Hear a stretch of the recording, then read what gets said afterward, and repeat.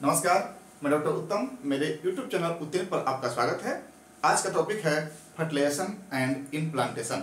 आज के टॉपिक पे आने से पहले हमारा आग्रह होगा कि अगर आप मेरे चैनल पर नए हैं तो इसे लाइक करें, सब्सक्राइब करें तथा अगर ये वीडियो पसंद आए तो उसे शेयर करें तथा कमेंट करना न भूलें। अब आते हैं हम लोग मेन टॉपिक पर, fertilisation and implantation. Sexual reproduction के दौरान आपको बताया जा चुका है कि मेल के अंदर स्पर्मेटोजेनेसिस क्रिया के द्वारा स्पर्म बनता है और फीमेल में oogenesis की क्रिया के द्वारा ओवम बनता है। फर्टिलाइजेशन क्या है? तो fertilisation is the process of fusion of male gamete means sperm and female gamete means ovum is termed as fertilisation. The process of fusion of sperm and ovum is termed as fertilisation. यह simple definition है।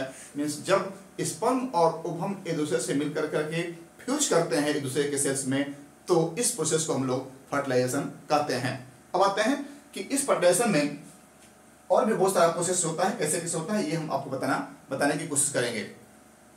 Secondary oocytes के रूप में ovum होता है। ये पहले बता चुके हैं कि जिस समय oogenesis कंप्लीट हुआ था उस समय यह ओवम सेकेंडरी oocytes के रूप में प्रेजेंट रहता है, जिसमें नंबर ऑफ क्रोमोसोम जो है हैप्लॉइड की स्थिति में होते हैं। अब जब ओवुलेशन के बाद वह ओवम मींस सेकेंडरी oocyte कहां पहुंचता है? सेकेंडरी oocytes यह जो है ओवुलेशन के बाद ओवरी से निकल करके यूट्रस के फैलोपियन ट्यूब का जो सबसे नीचे का पार्ट होता है उसे इनफंडिबुलम बोलते हैं। इनफंडिबुलम में फिंगर लाइक कुछ पोजीशन होता है जिसे हम लोग फिमरी बोले थे। फिमरी जो होता है इस ओवम को मींस सेकेंडरी oocyte को कलेक्ट करता है और कलेक्ट कर करके वह इनफंडिबुलम में पहुंचा देता है। यह oocyte इनफंडिबुलम में पहुंच गया, वहां से यह मूव करता है फैलोपियन ट्यूब के एम्पुलरी रीजन में पहुंच जाता है। मींस फैलोपियन ट्यूब का एक पार्ट होता है जिसे हम लोग एम्पुला कहते हैं, उस एम्पुला तक जो है यह सेकेंडरी oocyte पहुंच जाता है। उसी समय उसी दौरान या कुछ एक आध दिन आगे पीछे उसी दौरान जब कॉपुलेशन के दौरान मींस क्वाइटस के दौरान मेल के द्वारा स्पर्म वेजाइना में मींस फीमेल की वेजाइना में जब इजेक्ट किया जाता है उस समय यहाँ इंसेमिनेशन ऑफ स्पर्म होता है। फिर सुनिएगा, at the time the coitus at the time the copulation male releases the sperm into the vagina. This process is termed as insemination. Means उस समय मेल के द्वारा स्पर्म को वेजाइना में छोड़ दिया गया, उसी क्रिया को हम लोग इंसेमिनेशन कहते हैं। तो जब स्पर्म वेजाइना के अंदर जाते हैं वहां से जो मोटाइल स्पर्म्स होते हैं मूव करते हुए रैपिडली वो भागते हैं किधर? यूट्रस के सर्विस की तरफ दौड़ते हैं। दौड़ने के बाद बहुत सारे कुछ पीछे भी छूट जाते हैं और कुछ जो है सर्विक्स से होते हुए यूट्रस तक पहुंच जाते हैं। यूट्रस में बहुत सारे पहुंच गए, वहां से अब वो स्पर्म जो है ओवम की तरफ जाते हैं जहां ओवम वहां एम्पुला में पहले से पहुंचा हुआ है। तो इस तरह से स्पर्म सर्विक्स से मूव करते हुए यूट्रस में गया और यूट्रस में जाने के बाद फिर वहां से होते हुए वह फैलोपियन ट्यूब में जाता है और फैलोपियन ट्यूब में वहां जाता है जहां पहले से ओवम एम्पुला में प्रेजेंट है। मींस फैलोपियन ट्यूब के एम्पुला में स्पर्म जाता है फर्टिलाइजेशन के लिए। अब देखिए, ये आपका अगर देखे होंगे फिगर बताए थे, याद होगा तो आपको कुछ रिकॉल करेंगे आप।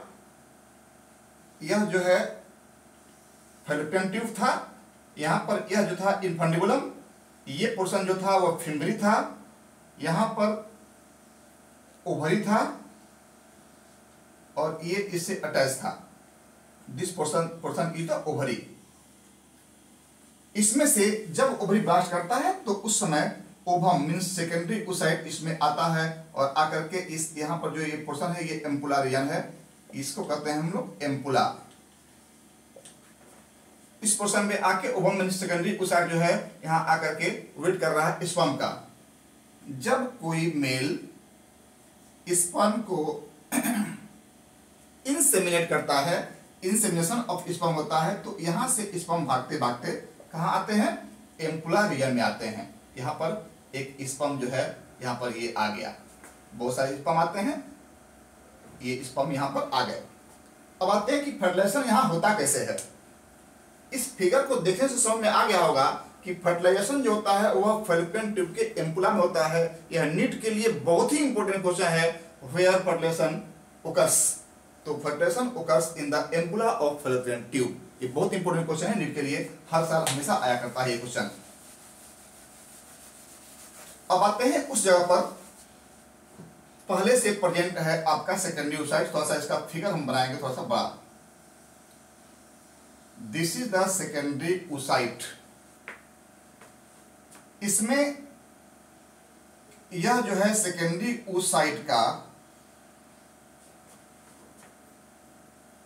यह न्यूक्लियस है।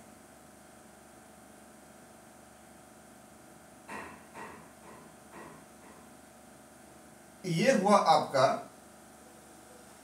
बाहर में एक थिक वाल होता है, ये वाल इसको हम लोग कहते हैं जोना पेलुसिडा।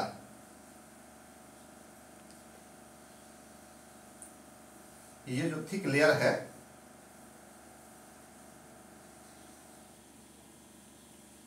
इसका नाम है जोना पेलुसिडा। ध्यान से देखिए, याद हो जाएगा। This is the vitelline membrane, इसी को हम लोग प्लाज्मा मेम्ब्रेन ऐसे मेम्ब्रेन कहते हैं। This is the vitelline membrane, this is zona pellucida, this is the vitelline membrane. और ये वर्टिलाइन मेम्ब्रेन और जोना पेलुसिडा के बीच में जो ये स्पेस है इसे कहते हैं पेरी वर्टिलाइन स्पेस। बाहर का जो लेयर थिक लेयर था ये हम कह दिए इसको जोना पेलुसिडा। उसके बाद जो सबसे अंदर का जो प्लाज्मा मेम्ब्रेन था जो सेकेंडरी oocyte के ऊपर बाहर से रहता है, इसे कहते हैं वर्टिलाइन मेम्ब्रेन, प्लाज्मा मेम्ब्रेन है ये। और इसके बीच का जो स्पेस है जोना पेलुसिडा और वर्टिलाइन मेम्ब्रेन का जो बीच का स्पेस है उसे हम कहते हैं पेरीवर्टिलाइन स्पेस, पेरीवर्टिलाइन स्पेस। इसके ऊपर बहुत सारे सेल्स और भी सेल्स पाए जाते हैं।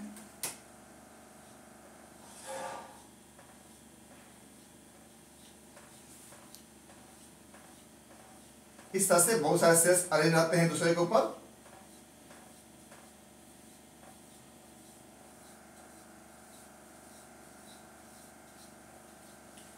चारों तरफ से। इन सेल्स का नाम है cells of corona radiata, corona radiata, cells of corona radiata.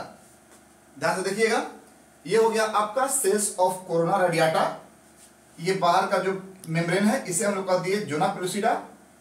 सबसे लास्ट मेम्ब्रेन जो सबसे बाहर मेम्ब्रेन होता है उसके सेकेंडरी oocyte के, उसे कहते हैं वर्टिलाइन मेम्ब्रेन मींस प्लाज्मा मेम्ब्रेन।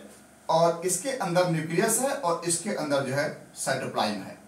यह जो है पोर्शन इसमें जो है साइटोप्लाज्म भरा हुआ है, साइटोप्लाज्म।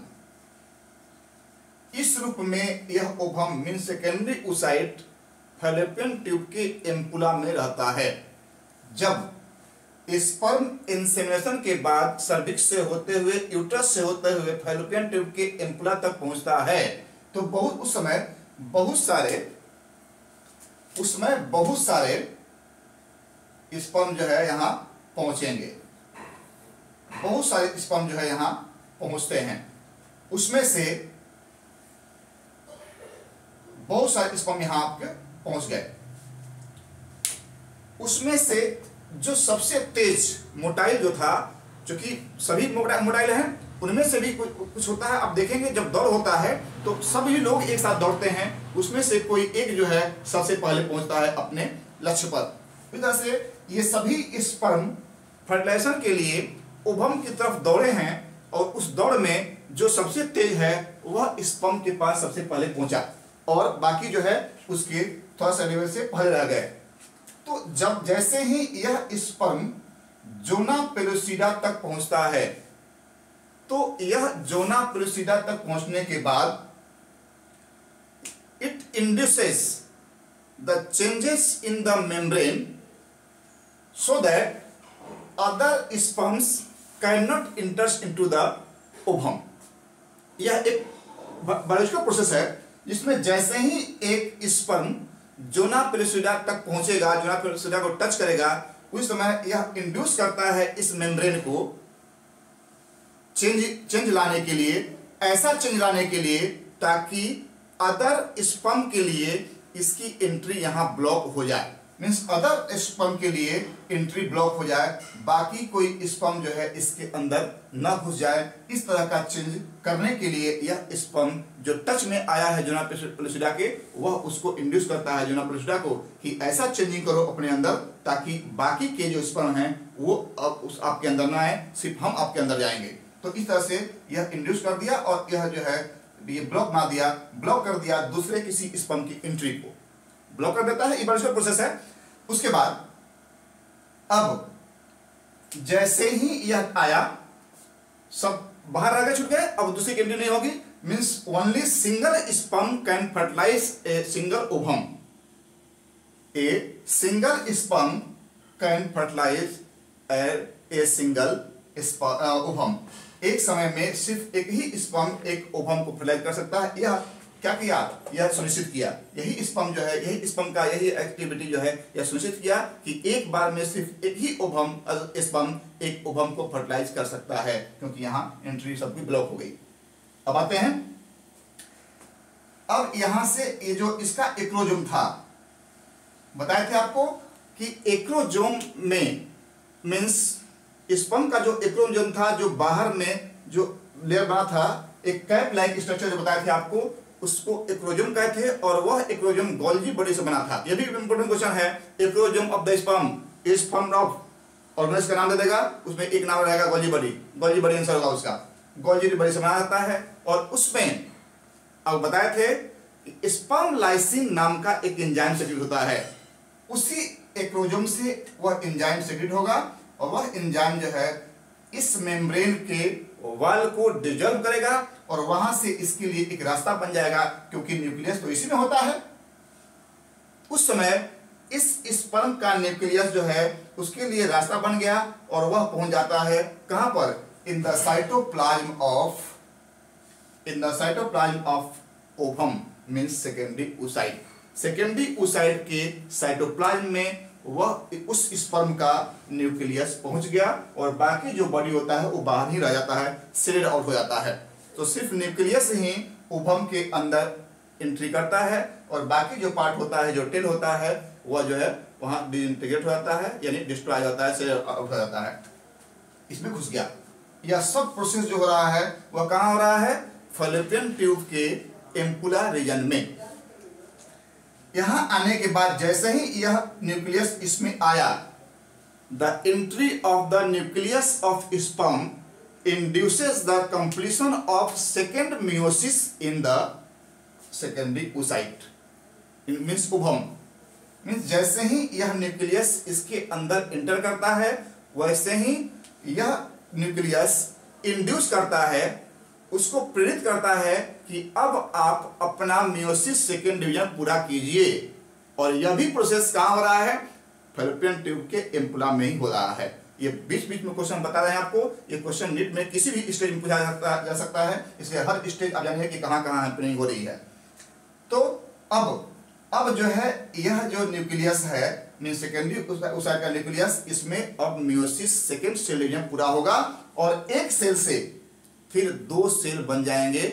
मीन्स वह जो सेल होगा, चूंकि पहले से ही हैप्लॉइड है, वह सेल जो है हैप्लॉइड ही होंगे। मीन्स उसमें क्रोमोसोम की संख्या n होगी, तो एक सेल से दो सेल बन जाएंगे।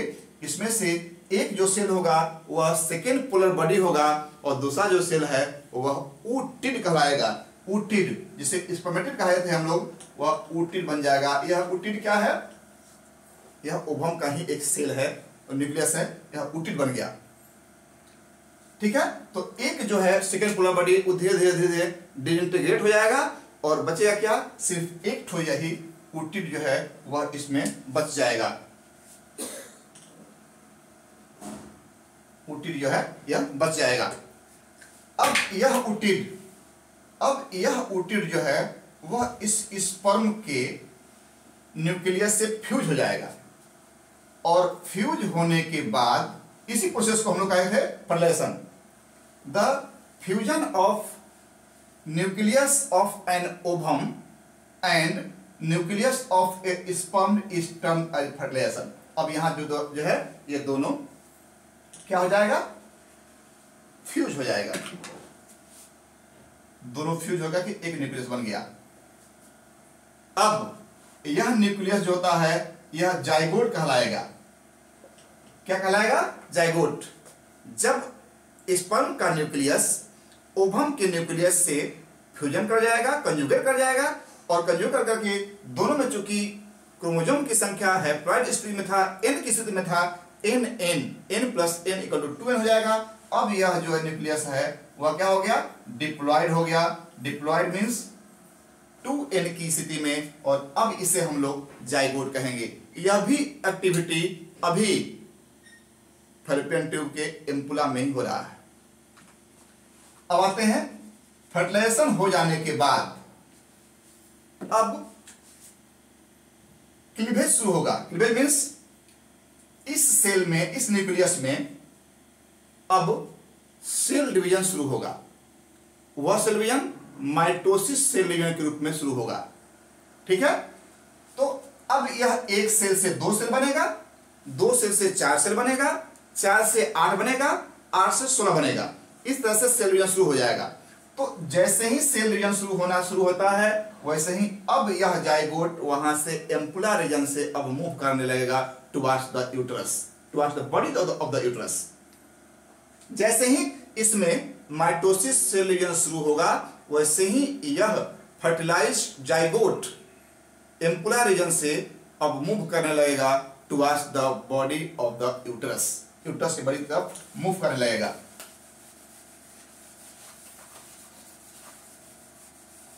अब आते हैं, मूव करने लगा। इसमें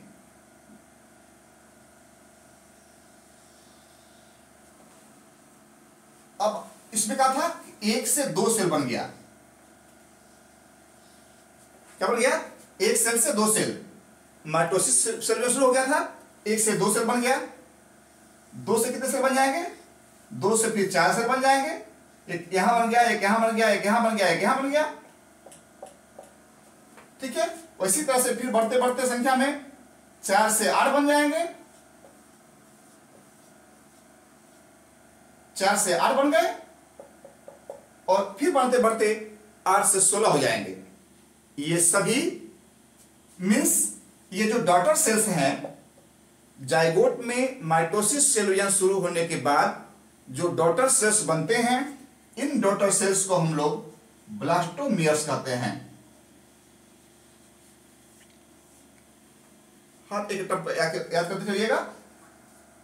आफ्टर फर्टिलाइजेशन जाइगोट बनने के बाद उस जाइगोट में माइटोसिस सेल डिवीजन शुरू होता है, और माइटोसिस सेल डिवीजन शुरू होने के बाद 1 सेल से 2 सेल, 2 सेल से 4 सेल, 4 सेल से 8 सेल, 8 सेल से 16 सेल बनेंगे। ये जो डॉटर सेल्स जो दिखा रहे हैं, डॉटर सेल्स, ये सभी डॉटर सेल्स को हम लोग ब्लास्टोमियर्स कहते हैं। और यह एक एम्ब्रायो है। इस एम्ब्रायो में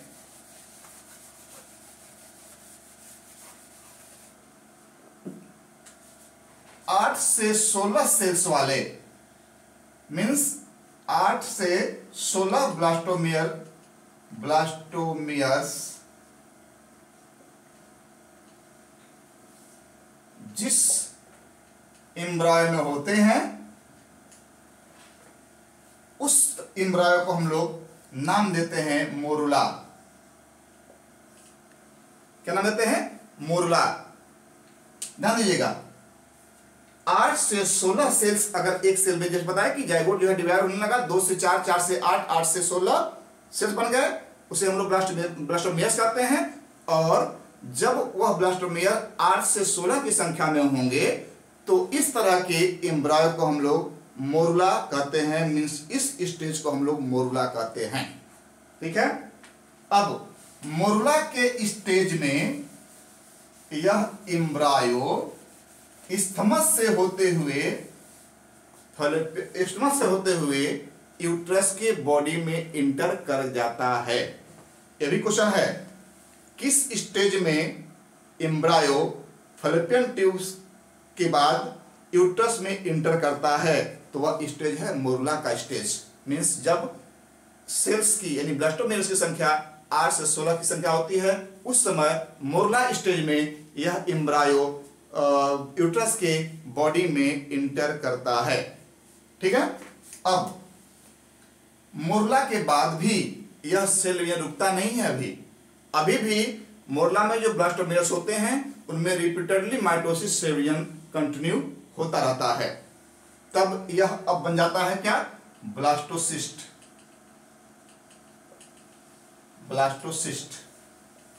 मोरला में अभी भी cell division mitosis cell division रुका नहीं। तब अब क्या बनते हैं? यह ब्लास्टोसिस्ट एक स्टेज आएगा जब ये ब्लास्टोसिस्ट बन जाएंगे। दैट मीन्स हुआ कि मोर देन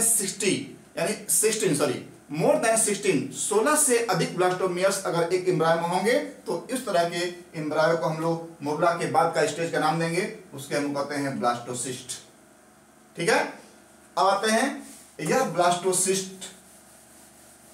अब चूंकि बहुत सारे सेल्स हो गए तो ये हो गया मेम्ब्रेन, इसमें बहुत सारे ब्लास्टोमियर्स हो गए तो कुछ ब्लास्टोमियर्स ऐसे होंगे जो बाहर की तरफ होंगे, आउटर लाइन की तरफ होंगे। ये बाहर की तरफ है, सपोज 2 लेयर बना देते हैं, या बाहर की तरफ 2 लेयर है इस तरह से। और कुछ जो सेल्स होंगे ब्लास्टोमियर्स होंगे वह अंदर की तरफ होंगे, इनसाइड, इस तरह से होंगे, अंदर की तरफ होंगे। 2 लेयर बन गए। इसमें से जो बाहरी लेयर वाला जो ब्लास्टोमियर्स है इसको हम बोल देंगे trophoblast.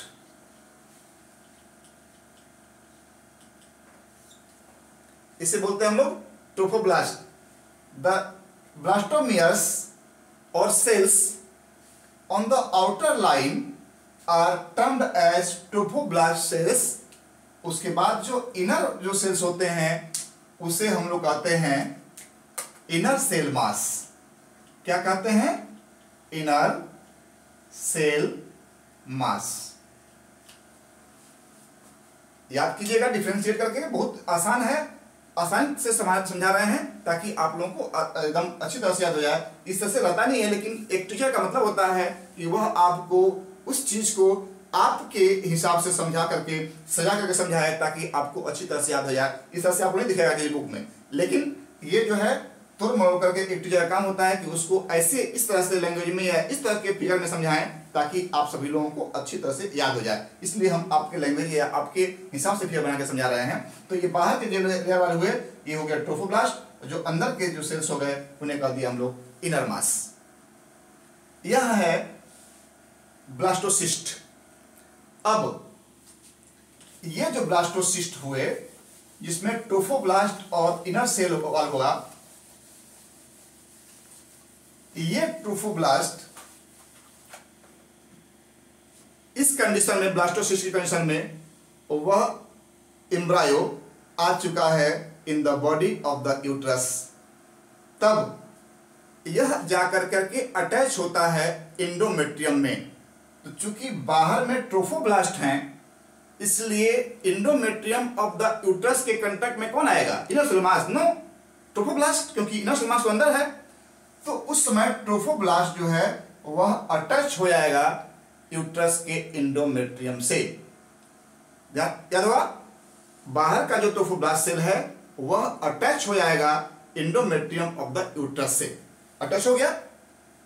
Eight the time of attachment of the trophoblast to the endometrium of the uterus, the cells of the endometrium of the uterus starts division rapidly and it covers the whole blastocyst। पूरा surround रहता है। Suppose यह जो है आपका uterus है, यह हो गया बॉडी, और यह हो गया आपका एंडोमेट्रियम। जैसे ही यहां ब्लास्टोसिस्ट, यह हो गया एंडोमेट्रियम, यहां हो गया ब्लास्टोसिस्ट।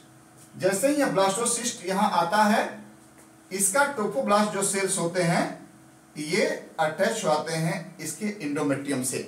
यह भी फिगर आपको हमेशा दिखाई नहीं देगा कहीं भी, हम बता रहे हैं आपको समझाने के लिए। इस तरह ट्रोफोब्लास्ट आकर के इसके कंडक्ट में आया, वह एंडोमेट्रियम के सेल से अटैच्ड हो गया। After attachment it induced the rapid cell division in the uterine cells, यानी endometrial cells, and endometrial cells surrounds blastocyst.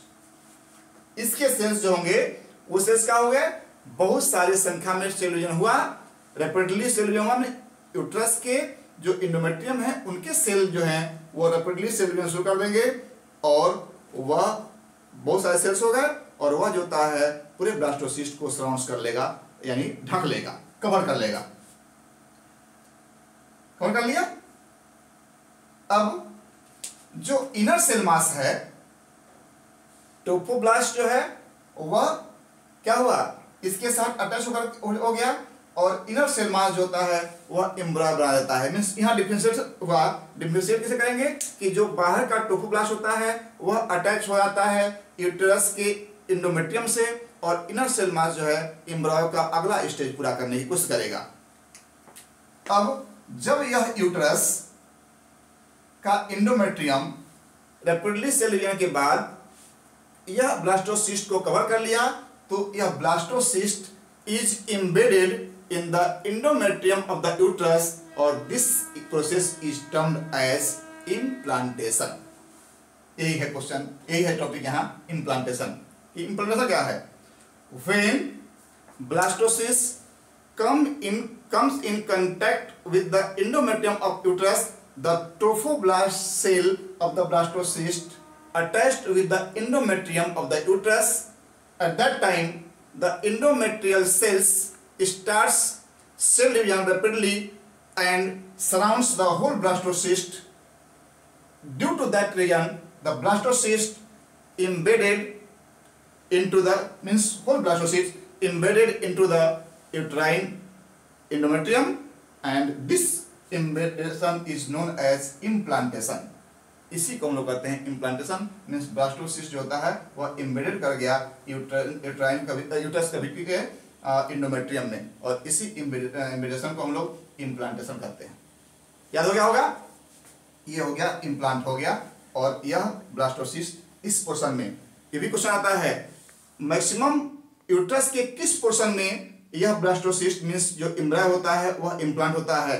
तो जनरली फंडल रीजन में, और वो भी कहाँ, तो पोस्टीरियर रीजन में, फंडो पोस्टीरियर कहा जाता है। जनरली जो इम्प्लांटेशन होता है एम्ब्रॉय का वह फंडस रीजन होता है, और फंडस रीजन के पोस्टीरियर साइड में होता है, यानी पीछे की तरफ होता है। ऐसे तो ये इम्प्लांटेशन इसमें कहीं भी हो सकता है, लेकिन जनरली मैक्सिमम केस में जो इम्प्लांटेशन होता है वो फंडस रीजन में और पोस्टीरियरली होता है। ध्यान रखिएगा, बहुत इंपॉर्टेंट क्वेश्चन ये भी है।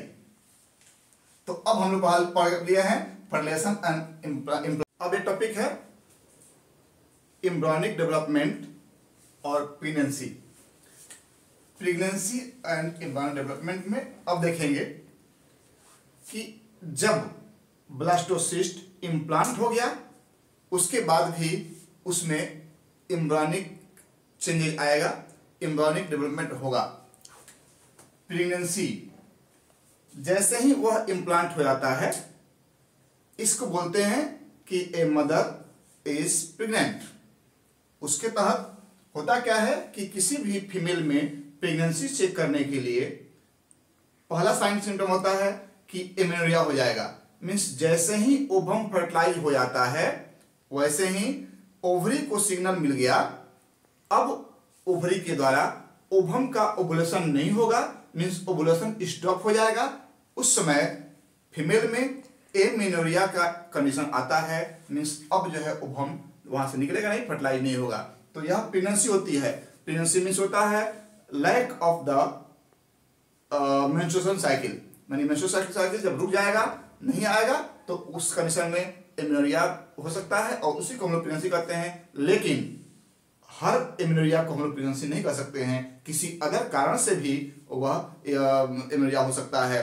इसीलिए उस समय हम लोग एक टेस्ट करते हैं, प्रेगनेंसी टेस्ट करते हैं, यूरिन प्रेगनेंसी टेस्ट करते हैं। उसको एक यह आता है, एपरेटस आता है, उस एपरेटस से हम लोग फीमेल के यूरिन को उस पर ड्रॉप डालते हैं और जब उसमें से 2 लाइन आता है तो हम मानते हैं कि वह फीमेल जो है वह प्रेग्नेंट है। इसको हम लोग HCG टेस्ट करते हैं। HCG क्या है? प्रेगनेंसी। उसके बाद हम बताएंगे HCG क्या है। प्रेगनेंसी में after implantation of the embryo in the uterus, means in the body of the uterus, उसके बाद जो ट्रोफोब्लास्ट जो अटैच था आपका, suppose this is the uterus,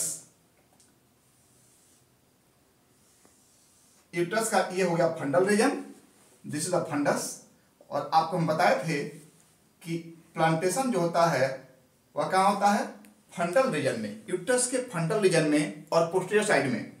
तो यहाँ पर ब्लास्टोसिस्ट जो होता है वह इम्प्लांट हो गया है और इसके ऊपर एंडोमेट्रियम कवर कर लिया है। इसी को हम लोग इम्प्लांटेशन बोले थे। अब इसमें यहाँ जो इसका ट्रोफोब्लास्ट था, यह ट्रोफोब्लास्ट जो सेल्स था, यह ट्रोफोब्लास्ट सेल्स के ऊपर जो है कुछ फिंगर लाइक प्रोजेक्शन अपीयर हो जाएंगे। मीन्स इसके ऊपर कुछ फिंगर्स लाइक प्रोजेक्शन जो होगा वह अपीयर हो जाएगा। इस टाइप का फिंगर लाइक प्रोजेक्शन जो है वह अपीयर हो जाएगा। किस पर? ट्रोफोब्लास्ट लेयर पर। ब्लास्टोसिस्ट का जो ऊपर बाहर का ट्रोफोब्लास्ट जो लेयर था उसके ऊपर जो है इस तरह का फिंगर लाइक प्रोजेक्शन अपीयर हो जाएगा। इससे हम लोग कहते हैं कोरियोनिक भिलाई। ध्यान से देखिएगा कि the finger like projection appears on the trophoblast sales, those are termed as chorionic villi. Finger-like projections are known as chorionic villi. यह कोरियोनिक भिलाई और यूट्रस का जो यूट्राइन सेल्स है, जो इंडोमेट्रियम का जो सेल्स है, जो टिश्यूज हैं, वो और प्लस मदर का ब्लड एक साथ मिल गया। Chorionic villi, uterine tissues and blood of the mother एक साथ यहां मिल गया है। इसमें chorionic villi and mother tissues are interdigitated, एक दूसरे से ऐसे फ्यूज हो जाते हैं कि वहां पर एक फंक्शनल एंड स्ट्रक्चरल यूनिट बनाते हैं। उस फंक्शनल एंड स्ट्रक्चरल यूनिट को हम लोग प्लासेंटा कहते हैं। क्या कहते हैं? प्लासेंटा। ध्यान से सुनिएगा। The chorionic Bhilai and the uterine tissue of the mother interdigitated jointly and form the structural and functional unit between the fetus and mother is termed as placenta. यही प्लासेंटा जो होता है। अब प्लासेंटा का काम क्या है? तो प्लासेंटा का काम है इस फीटस को, जो फीटस इसके अंदर पल रहा है, उस फीटस को oxygen, nutrients and other materials which are necessary for the development of the embryo are carried through the mother blood into the embryo through the placenta. Placenta क्या है? यह एक आपका ये हो गया रास्ता हो गया जिसके थ्रू मदर से ऑक्सीजन एंड न्यूट्रिएंट्स फीटस में आएगा और फीटस में जो कार्बन डाइऑक्साइड बना हुआ है वह और वेस्ट मटेरियल्स उसका प्लासेंटा के द्वारा फिर मदर के सेल्स में जाएगा और वहां से ब्लड से होते हुए बाहर निकाल दिया जाता है। ये काम यह हो गया प्लासेंटा का। दूसरा भी काम है। दूसरा काम क्या है? Placenta cells act as the endocrine cells. Means placenta के जो सेल्स होते हैं वो इंडोक्राइन सेल्स की तरह काम करते हैं।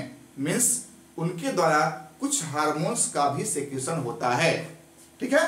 Placenta cells act as the endocrine cells which are responsible for secretion of some endocrine hormones, those are, वो क्या क्या है, एक है HCG, एक क्या है HCG, इसका फुल फॉर्म होता है human chorionic gonadotropic hormone, gonadotropin hormone.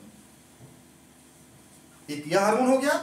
दूसरा हार्मोन एक और निकलता है, उसे कहते हैं ह्यूमन प्लासेंटल लैक्टोजेन। इसका क्या फुल फॉर्म हो गया, ह्यूमन प्लासेंटल, नोट कर लीजिएगा, ह्यूमन प्लासेंटल लैक्टोजेन। इसके साथ साथ एक और हार्मोन निकलता है, उसे हम लोग कहते हैं रिलैक्सिन। फर्स्ट हुआ HCG human chorionic gonadotropic hormone, second हुआ human placental lactogen, and third हुआ रिलैक्सिन। ये तीनों हार्मोन सिर्फ और सिर्फ प्लासेंटा के द्वारा ही सेक्रेट किए जाते हैं और किसी भी सेल्स के द्वारा ये सेक्रेट नहीं होते हैं। मीन्स प्रेगनेंसी के समय प्लासेंटा के द्वारा ही ये तीनों हार्मोन निकलते हैं, बाकी किसी भी अवस्था में फीमेल में ये हार्मोन नहीं पाए जाते हैं। इसके अलावा इस प्लासेंटा के द्वारा एस्ट्रोजन और प्रोजेस्टेरोन का भी सेक्रेशन होता है। तो इस तरह से there are many hormones which are secreted from the placenta responsible for development of the pregnancy and embryonic development during the pregnancy। तो आते हैं, यही हम चर्चा कर रहे थे ह्यूमन कोरियोनिक गोनाडोट्रोपिन हार्मोन।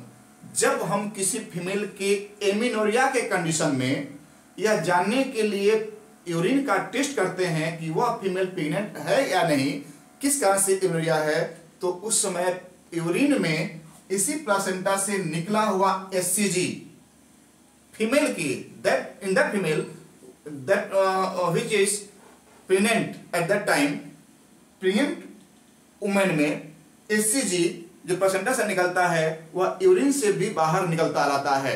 तो उस समय यूरिन का ड्रॉपलेट लेकर करके हम लोग एक टेस्ट एपरेटस आता है, उसके ऊपर डालते हैं, और उसमें अगर उसके उस मदर के मीन्स उस वुमेन के यूरिन में अगर HCG उपस्थित है तो उस कार्ड पर, जो कार्ड पर वो टेस्ट करते हैं, उस पर 2 लाइन आएगा, पिंक लाइन आता है, तो वह डिनोट करता है कि वह फीमेल प्रेग्नेंट है। तो क्या हुआ कि HCG का प्रेजेंस जो है दिखा रहा है कि वह जो वुमेन है, वह जो लेडी है वो प्रेग्नेंट है। अभी बताया कि चूंकि प्लासेंटा से ही ये तीनों हार्मोन सिर्फ और सिर्फ प्लासेंटा से ही निकलता है, इसीलिए यह निश्चित करता है कि अगर उस वुमेन के यूरिन में HCG है, इसका मतलब कि that women is pregnant. Okay, ये हार्मोन सब निकल गए। ये था इनका काम, प्लासेंटा का। प्लासेंटा का 2 तरह काम हो गया। एक काम हो गया मदर से ऑक्सीजन और न्यूट्रिएंट्स जो होता है फीटस को पहुंचाता है, फीटस में बना हुआ कार्बन डाइऑक्साइड और वेस्ट मटेरियल जो होता है बाहर निकालता है। साथ साथ एंडोक्राइन सिस्टम का भी काम करता है। एंडोक्राइन सेल्स जो इसमें होते हैं वो कुछ हार्मोन्स को सेक्रेट करते हैं, और वो हार्मोन जो होता है सिर्फ और सिर्फ प्रेगनेंसी में निकलता है।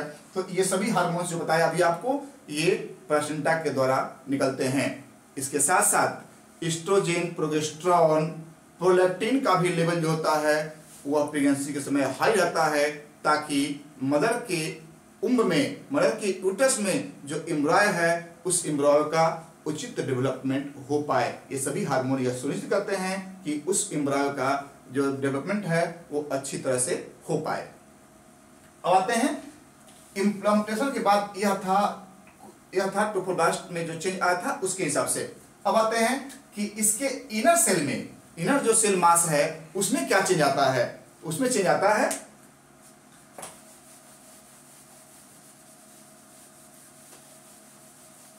ब्लास्टोसिस्ट के इनर सेल मास में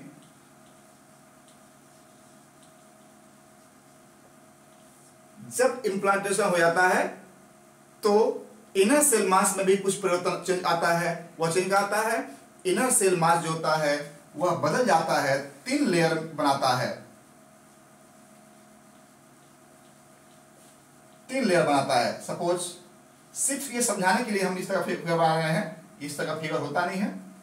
एक लेयर हो गया, दूसरा लेयर ये हो गया,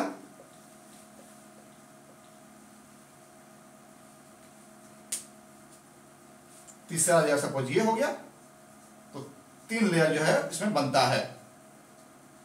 सबसे बाहर वाले लेयर को हम लोग एक्टोडर्म कहते हैं, बीच वाले लेयर को हम लोग मेसोडर्म कहते हैं, और सबसे अंदर जो लेयर होता है इसे हम लोग एंडोडर्म कहते हैं। बहुत आसान तरीका से हम समझा रहे हैं, आपको याद हो जाना चाहिए।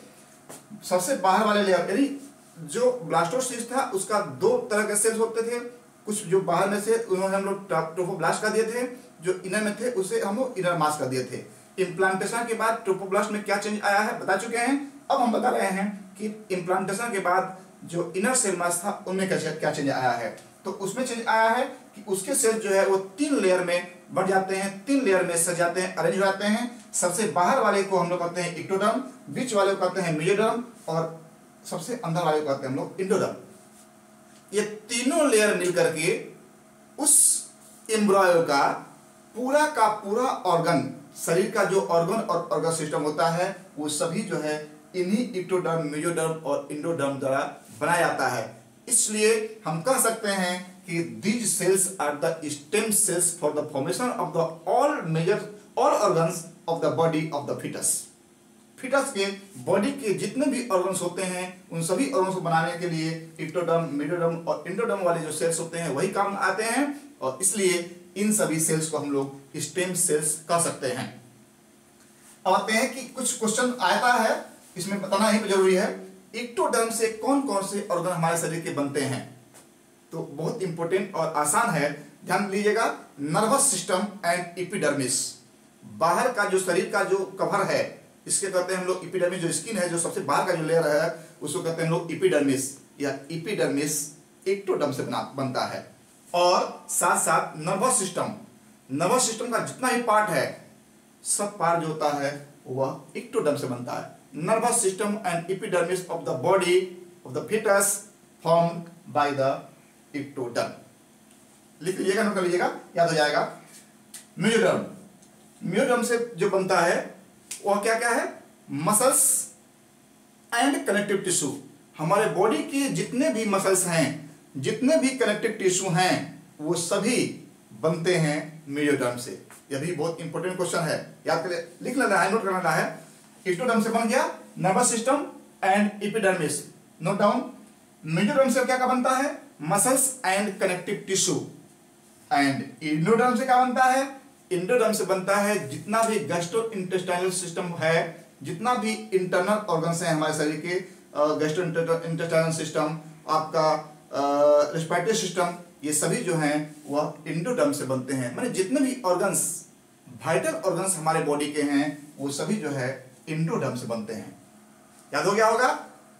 एक्टोडर्म से बनते हैं nervous system and epidermis, mesoderm से बनते हैं मसल्स एंड कनेक्टिव टिश्यू, और एंडोडर्म से बनते हैं जितने भी वाइटल ऑर्गन्स हमारे शरीर के हैं, जो हमारे शरीर में पाए जाते हैं वो सभी वाइटल ऑर्गन्स जो है वह एंडोडर्म से बनते हैं।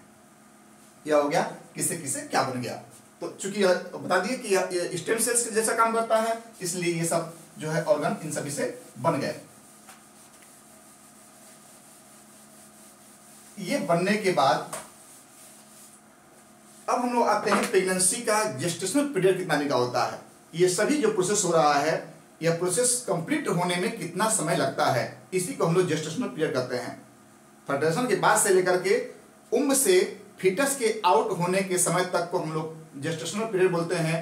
मीन्स वह जो है डेवलपमेंट हुआ फीटस का, उस फीटस के डेवलपमेंट को जो पीरियड होता है उसे हम लोग कहते हैं उसे कहते हैं हम लोग जेस्टेशनल पीरियड, और उसी में एम्ब्रियोनिक डेवलपमेंट होता है। तो एम्ब्रियोनिक डेवलपमेंट जो था उसमें क्या क्या होता है कि जैसे ब्लास्टोसिस्ट आकर के इम्प्लांट हो गया, उसके बाद आपको पता है कि वह ब्लास्टोसिस्ट जो होता है वह तीन लेयर में बढ़ गया। जो इनर मास था वह हो गया एक्टोडर्म, मेसोडर्म एंड एंडोडर्म। यह है एम्ब्रियोनिक डेवलपमेंट का स्टेज। यह स्टेज कहा जाता है गैस्टुला। फर्स्ट स्टेज बताते हैं मरुला, उसके बाद ब्लास्टोसिस्ट बन गया था, ब्लास्टोसिस के बाद आता है एक स्टेज ब्लास्टुला, जिसमें ब्लास्टोसिल बन जाता है, और उसके बाद आता है गैस्टुला। गैस्टुला के फेज में यह जो है 3 लेयर इक्टोडर्म और मेरिडर्म और इंडोडर्म बन गया। यह है एम्ब्रायोनिक डेवलपमेंट का स्टेज। होते होते एक स्टेज ऐसा आ जाता है जब एम्ब्रायोनिक डेवलपमेंट कंप्लीट हो जाता है और वह फिटस अब आउटर वर्ल्ड में आने के लिए इंतजार करता है।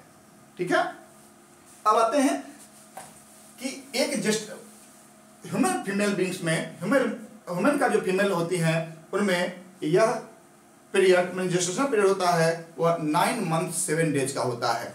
लेकिन किसी किसी जानवर में अगर आएंगे, जैसे हम लेते हैं एलिफेंट में यह जेस्टेशनल पीरियड जो होता है वह लगभग 18 मंथ से लेकर के 18 मंथ से लेकर के 22 मंथ तक का होता है, मीन्स लगभग 2 साल का होता है। डॉग में यही 65 डेज का होता है और कैट में भी लगभग यह 60 to 65 डेज का होता है।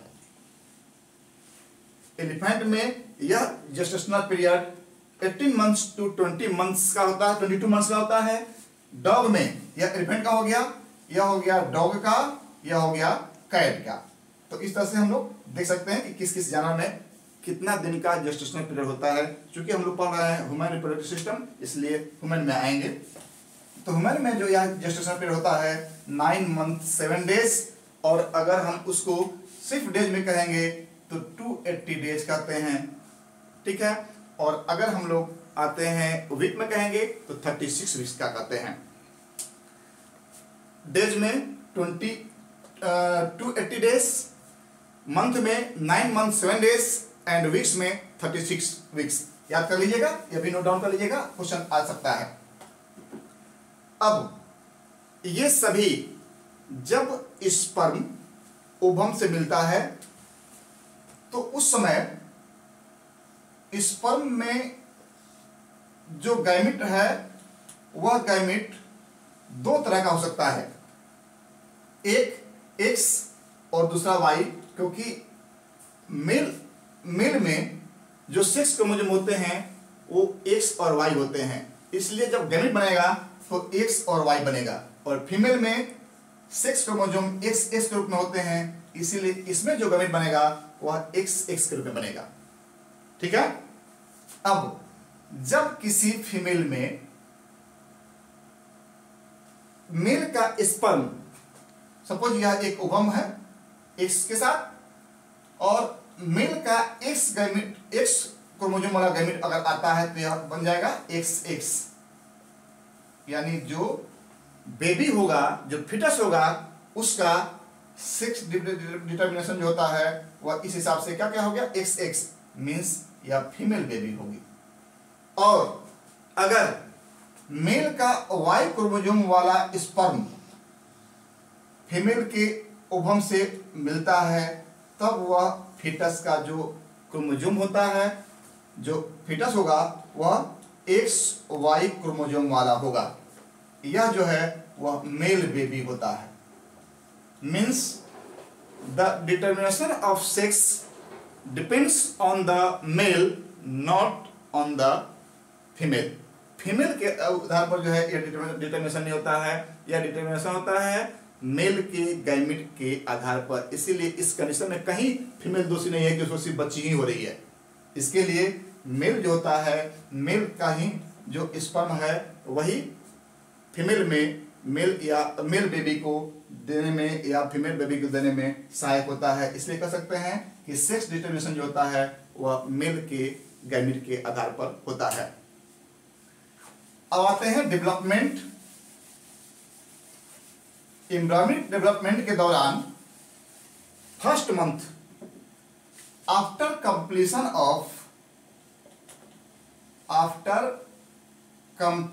Of first month of pregnancy, जब कोई फीमेल पहला महीना कंप्लीट कर लेती है प्रेगनेंसी का, तो at the end of the first month of the pregnancy means of the end of the 4th week, ठीक है, हर्ट बन जाता है। Note down, at the end of the first month of pregnancy fetus में heart बन जाता है। इस हार्ट के साउंड को हम लोग स्टेथोस्कोप की सहायता से हर्ट कर सकते हैं, सुन सकते हैं। हो गया। At the end of the second month of the pregnancy, pregnancy के सेकेंड मंथ में डिजिट्स एंड लिम्स, फीटस के लिम्स और एंड लिम्स में जो डिजिट होते हैं वो बन जाते हैं। ध्यान से सुनिएगा, नोट डाउन कर लीजिएगा। फर्स्ट मंथ के and of the first month heart बन जाता है, and of the second month digits and limb बन जाते हैं, मीन्स हाथ पैर का स्ट्रक्चर बन जाता है, उसमें जो है कुछ डिजिट बन जाते हैं।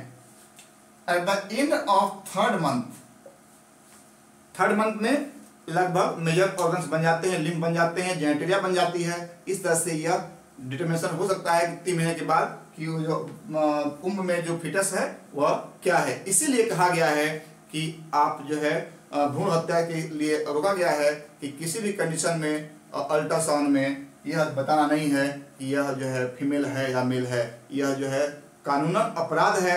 इसीलिए आप देखेंगे कि हर अल्ट्रासोनोग्राफी का जो सेंटर होता है तो लिखा जाता है कि भ्रूण के लिए जो है डिटर्मिनेशन आपको ये बताया नहीं जाएगा उस सेंटर में।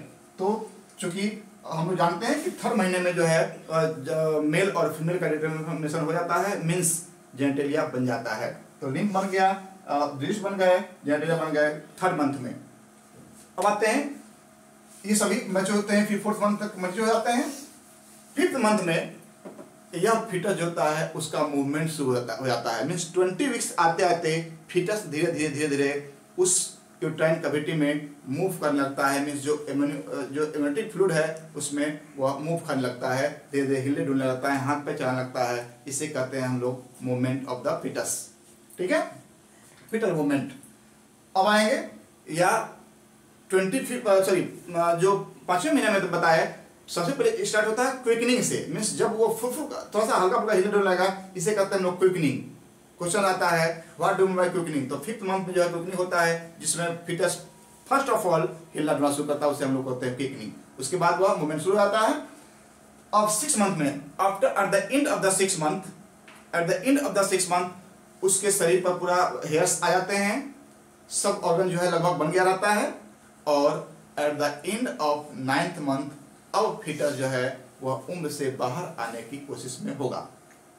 तो यह था कंप्लीटली कहाँ से, फर्टिलाइजेशन से लेकर के इम्प्लांटेशन से लेकर के प्रेगनेंसी से लेकर एम्ब्रियोनिक डेवलपमेंट, यह चैप्टर कंप्लीट हुआ। मैं आपसे उम्मीद करता हूं कि आपको ये मेरा चैप्टर अच्छा लगा होगा। अगर अच्छा लगा होगा तो आप इसे लाइक जरूर कीजिएगा, सब्सक्राइब जरूर कीजिएगा, उसके साथ साथ शेयर और कमेंट करना न भूलें। धन्यवाद।